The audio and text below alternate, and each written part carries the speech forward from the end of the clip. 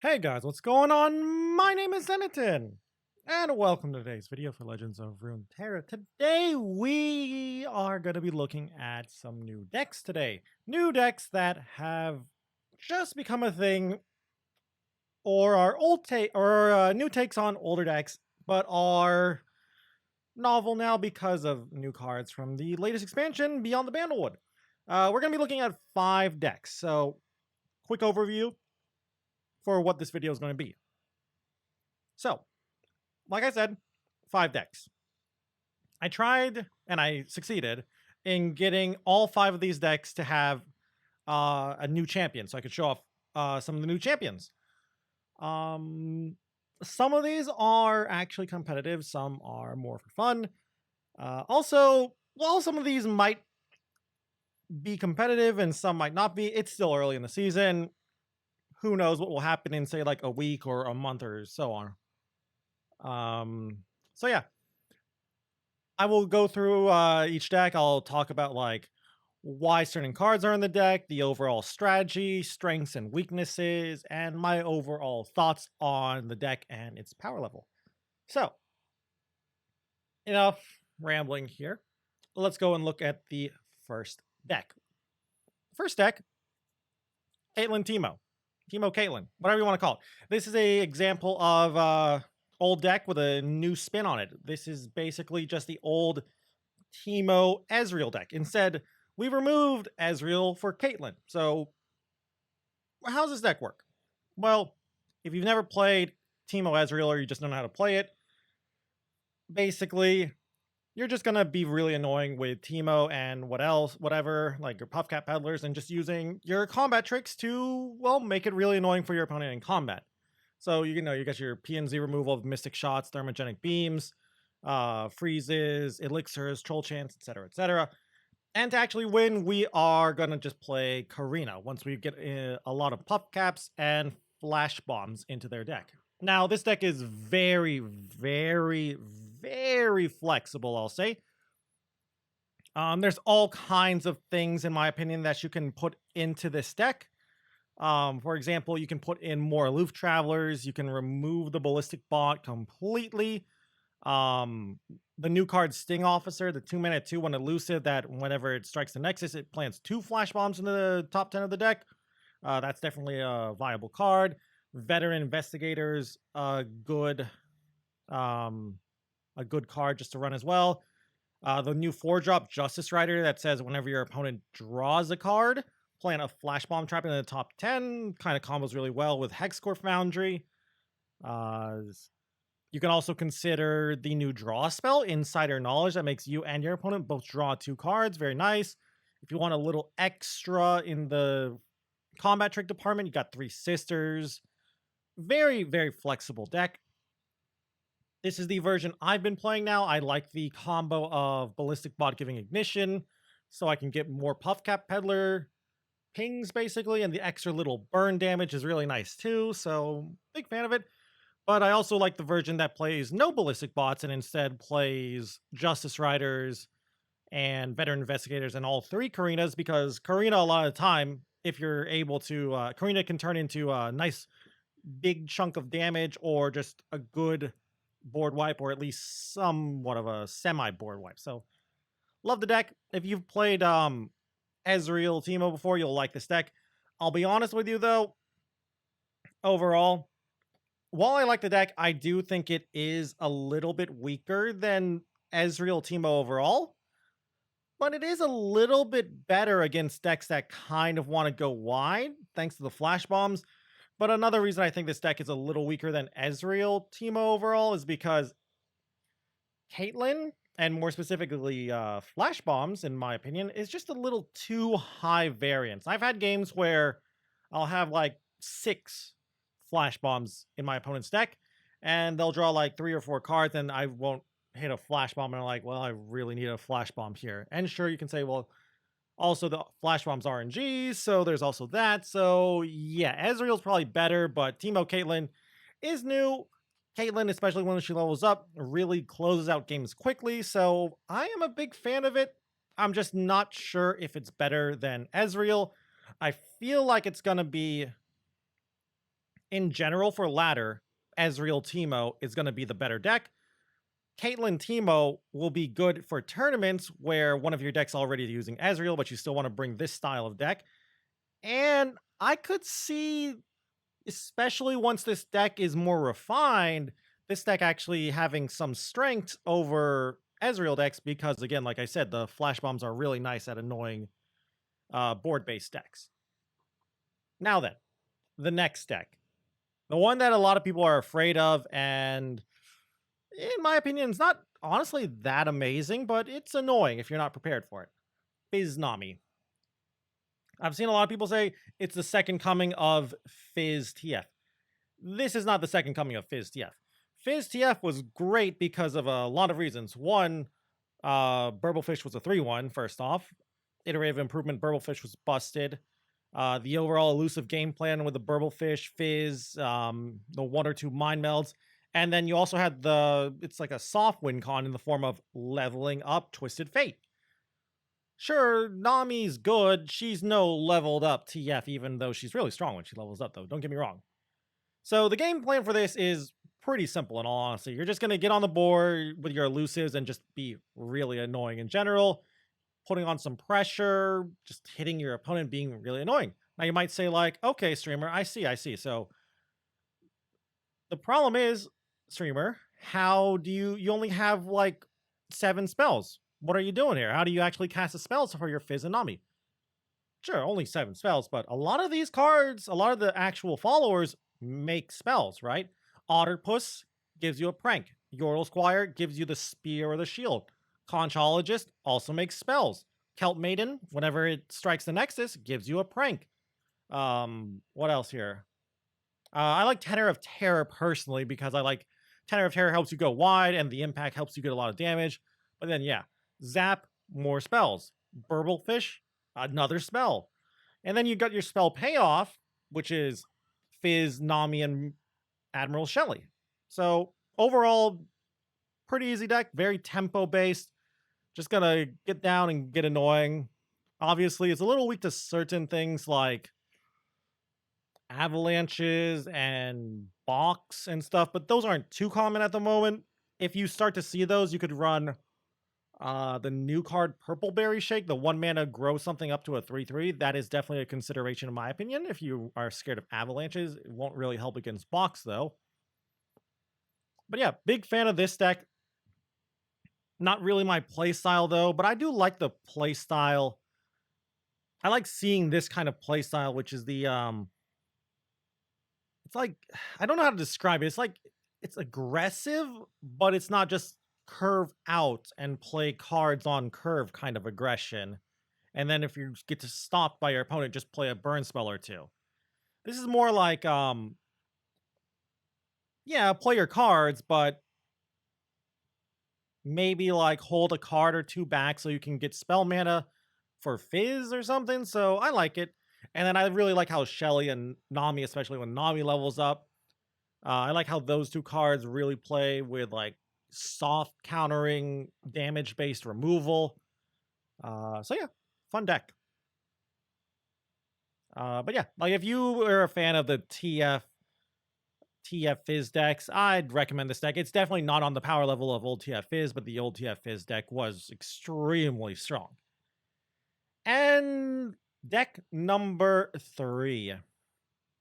This deck is probably the strongest out of all the decks I'm showing off today. We have Scion, Draven, discard, aggro? You can argue like it's not aggro in mid-range. I'm calling it aggro.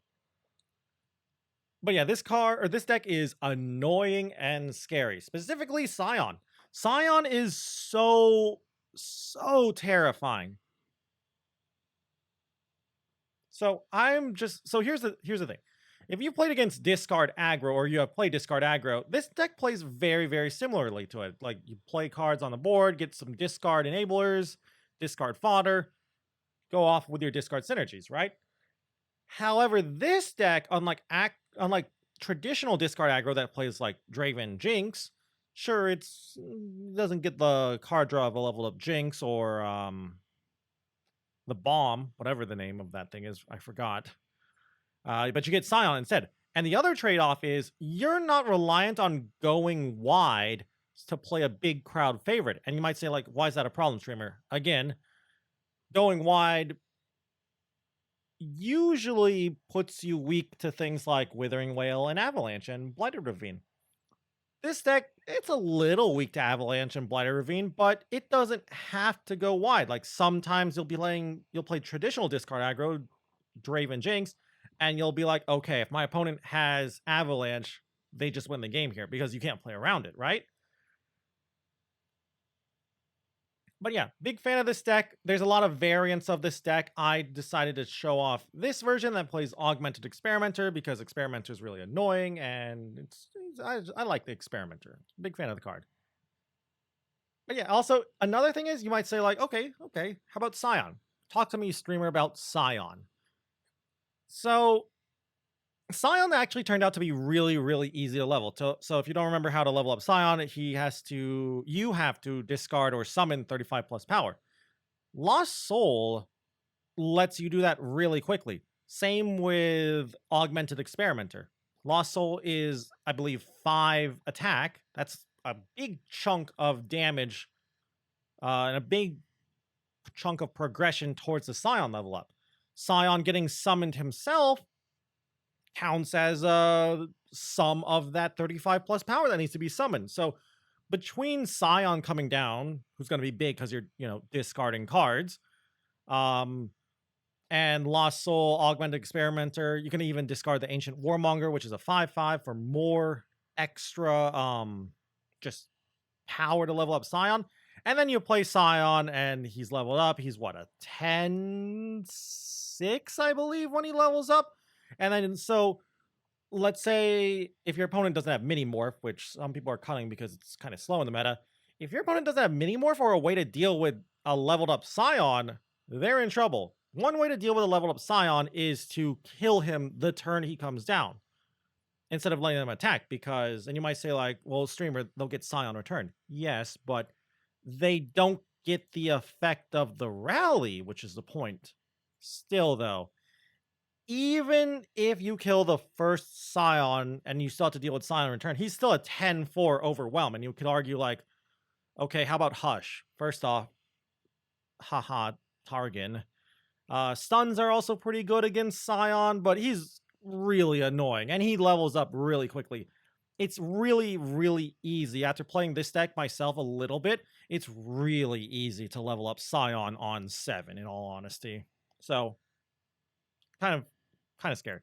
And then plus, you can always just discard Scion himself. You can just discard him, because if you discard him, he grants Overwhelm to your strongest ally, which a lot of the time might be the Sump Dredger. And giving the Sump Dredger Overwhelm is pretty good. That turns it into an Iron Ballista. Again, it's a permanent Overwhelm too, so it's not even a temporary Overwhelm, so that's just annoying, really. So, really powerful deck, probably the strongest of the new decks. I say new with like air quotes because this kind of existed with Draven Jinx, but it plays a little bit differently than Draven Jinx does. So, like I said, the strongest of the 5 decks I'm showing today, in my opinion, and probably one of the strongest new decks that have been seen so far. Again, though, maybe it's strong because people are brewing, so it's feeding on a lot of the brews. Maybe it'll slow down once more and more people see this deck and decide, hey, we should try to counter this deck and start to actually think about this deck and how to counter it. But in the first few days, it does look like a powerful deck. Now then, the next deck. I like this one. This one I'm a fan of. We have Mono Victor, so no new champions in this deck, which I guess I kind of lied earlier. I think I said I had a new champion in every deck, so I'm sorry I lied, but it's Victor. Come on, it's like he's a new champion. Who plays Victor anyway? But we have Mono Victor Prank Control. It's kind of control-y, right? A deck I like. Very, very big fan of this. I kind of want to put in a third station archivist really quick, though, because that card's just been doing great.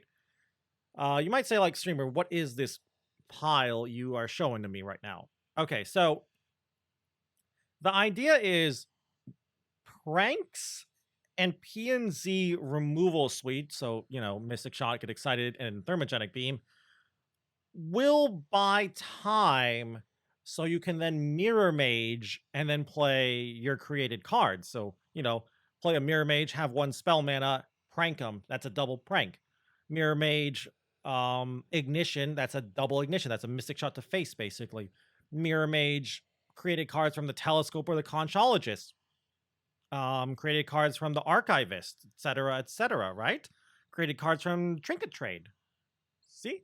And since these are all created cards that I'm talking about, the pranks, the manifested cards, etc., you know what that's doing? Leveling up Victor. You just have to play 7 created cards to level up Victor. And you might say, like, how is that great? Well, again, remember, I can't fault you if you don't remember exactly what Victor does when he levels up. When you level up Victor, all of your created cards cost 1 less. So, your pranks are 0 mana, your ignitions are 0 mana, the Hex Core upgrade from Victor is 0 mana, the cards from Telescope and Conchologist are 0 mana. So, you get an epic or some big card from Conchologist, win the game that way. So, how do you actually win with this deck? We got all these cool plans and stuff, but how do we actually win? We have actually a number of ways to win. One is just a Victor who doesn't die. I know, yes. Victor, Gift for Renekton, Lamau 2/4 that doesn't die. Sure, of course. But if you especially wait until Victor levels up, like you aren't getting pressured hard enough and you just wait until Victor levels up, it's harder to kill a 3/5 than a 2/4. Like, that's just an objective truth, right? Going up to 5 health versus 4 health dodges a lot of removal. So, like Ravenous Flock, an Unaided, Merciless Hunter, Black Spears, etc. But let's assume your opponent actually is able to kill Victor, because, it's not hard to kill Victor. He's not the toughest boy, unless, I don't know, you get some good keywords like tough. But yeah, like, if you can get some good keywords for the first few keywords for Victor, like Spell Shield, Tough, Regeneration, you're great. You can't rely on that, though. So, how do we actually win? Manifesting something big from Telescope, just overall value in general, because we have Hidden Pathways, Station Archivist, that's another way to win. Really big Ballistic Bot, because a lot of our cards are created, so it's going to trigger Augment. And you might say, like, okay, sure, you have a really big Ballistic Bot. Then what? It's still chump blockable. It doesn't have Fearsome or anything. That's where Ambush comes in. Ambush is really easy to trigger for this deck because, again, we're creating a lot of cards between, like, the bots, the Conchologist, the Telescope, the Archivist, Benemone, Trinket Trade, etc. Ambush is almost always going to give elusive. So give elusive to something really big, like a Ballistic Bot or some random big epic card from Telescope, which could just be a win con by itself. That's another win con. We can also use it to give elusive to a big Victor who just never rolled elusive. Definitely a win con. And then our last way to win, well, not technically the last way, but another main win con is just outvaluing our opponent with Mirror Mage. Sure, Mirror Mage is an 8-drop, extremely slow, but with a 4/7 stat line, it is a little bit tough to remove, right? Not many things remove a Mirror Mage easily without help. Like, Thermogenic Beam is probably one of the best ways. No one really plays Reckoning anymore. You might say, like, Gift for Renekton. Sure, Gift for Renekton plus, like, a really big creature. But it's kind of tough to remove this thing. Also, of course, we got Iterative Improvement, too, because that card's just value. We can always Iterative Improvement either more Ballistic Bots, the Manifest cards, some random card that's just high value from our opponent. Overall, really fun deck. I'd say this is my second favorite deck out of all the decks I'm showing off today. The next deck we'll look at is my favorite deck, though. So, very fun deck. If you like Victor and you've been trying to play Victor, I'd say try this deck out. Extremely fun. Now then, the last deck, and as I said, my favorite deck out of all of these decks. Nami Zoe. Yes, I know, Targon. I love Targon, so it had to be here. Now you might say, streamer, what is this? How is this? Isn't this just worse Nami Fizz? No, this is not worse Nami Fizz. I honestly think this is a deck that can be a solid tier 2 deck. However, I'm not exactly sure of the best way to build it. I've seen a lot of different variants from a couple of other people. This is my personal build myself. I've seen, I've tried things like star shaping in the list as well. I've tried just all kinds of cards. This is the list I'm liking the most. I've also gone back and forth between whether I want Boxtopus versus Sparklefly. If I were to play 3 Sparkleflies, I would play all 3 Mentors. Now you might say, okay, so what's this deck do? It's similar to the Fizz Nami deck in that we're relying on Nami and Fleet Admiral Shelley to buff our stuff. Now you might say, why not just play Fizz Nami? Don't you get like all the pranks and stuff to help you out? Sure. But by going to Zoe and Targon, we get a lot more staying power and we can be the control deck in a lot of matchups. So anyone who played during the Aphelios TF era remembers the horrors of Crescendum into Boxipus. So that's a very good way to use our early mana so we can get more spell mana getting banked to help progress Nami to leveling up. Once Nami levels up is where the game really begins. If our Nami levels up, which is really easy to do because Nami is really easy to level up, we got all kinds of buffs. We got buffs on Zoe. Like, so many of these cards are so good to buff. Zoe, Boxipus to get just super, super good control on the board. Fangs. Fangs is actually, because of the nerf to Fangs and making it a 2-2, it actually takes the buff from Nami a lot of the time. And then you have a 4-3 Fangs. So 4-3 Lifestealer, pretty good. Lets you last a little bit longer. Zap, just, classic elusive getting a buff. Buffing Shelly, that's good. Shelly's another good buff target, elusive, and it helps make Shelly a little bit more tanky and a little bit better against enemy removal. So then Shelly can then also buff your Nami, which in turn makes Nami harder to remove as well. So you see, we got a nice thing going here. So you might say, okay, streamer, talk to me more about this. I like it. I like it. How do you actually win though? Elusives. Elusives are like the main win con. Big Zaps, big Shellys, big Zoes. That's how we're winning. Also, another thing, it's so easy to level up Zoe here. I've leveled up Zoe so quickly with this deck because between invokes and then I'm currently at 2 ebb and flows. I've been going between 1, 2, and 3, and I'm not sure how many I like. I like 2 at the moment, but ebb, then flow, and then ebb and flow. It's just 3 cards for the progression of Zoe, and that's only 6 mana. 6 mana for +3 to the level up progression for Zoe. So yeah, between Zoe and giving you super cool star charts, that's more spells. You might find Moonglow or Moon Silver for a little extra protection or more spells in general. Overall, great deck. Still, again, I'm not exactly sure the amount of cards in the deck I want. I'm not sure of the card counts. I've gone from 3 to 2 Spacey Sketchers. I'm not sure if I like the Lunari Duskbringers, but I kind of like it because the catalyzers in Senna Vagar, which, while I'm not sure how good it is popular, so I should try to counter it. And I'm not sure about Mentor of the Stones, but Mentor's mostly here because he gives me 3 gems, and 3 gems is 3 Nami triggers. So, big fan of the deck. My favorite deck I've played so far. I love it. Try it out if you like this style of play. If you miss playing Targon, you'll definitely get some wins. But again, like I said, still a work in progress. Still definitely could use more and more refinement. There's a lot of cards you can try. Go crazy with customizing it yourself.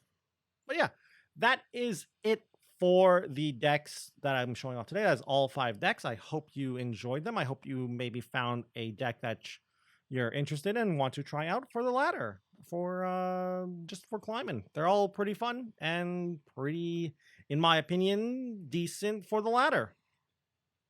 Also, if you do want to try them out, I will be sure to leave some deck codes down below for you guys. And if you guys have any other deck ideas, I would love to hear about anything you guys have been building, because I'm always looking out for new fun deck ideas to try.